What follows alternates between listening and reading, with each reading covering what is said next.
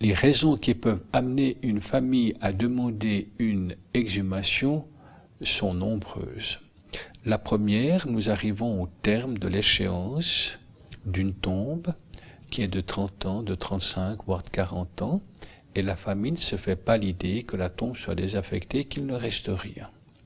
On procède à l'exhumation, on peut par la suite incinérer les restes mortels et les déposer, donc les cendres, les déposer dans une tombe d'un autre membre de la famille. Et sur la tombe, je peux rajouter le nom. Donc je conserve le souvenir.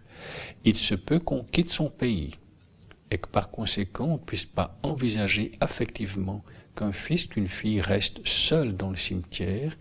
On veut que ce qui reste de la personne décédée soit rapatrié dans le pays où nous allons être domiciliés.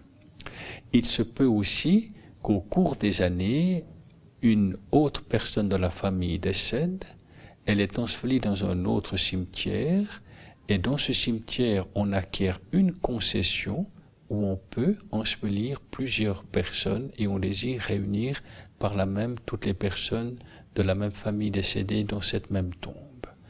Il se peut aussi que pour une raison purement affective aussi de réappropriation, parce qu'on n'a pas pu décider lorsqu'un enfant est décédé, il y a fort longtemps, eh bien qu'on décide pour son propre bien, c'est-à-dire pour faire son deuil pratiquement, eh bien on décide d'exhumer, d'incinérer, de garder les cendres à la maison, dans la propriété familiale ou tout simplement dans le jardin de la propriété familiale.